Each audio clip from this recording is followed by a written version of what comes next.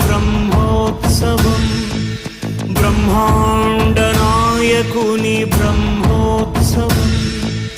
బహురూపధారునికి బ్రహ్మోత్సవం శ్రీభూసతులతో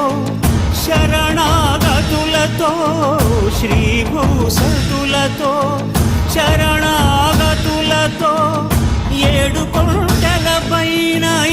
చక్కగా బ్రహ్మరూపునికి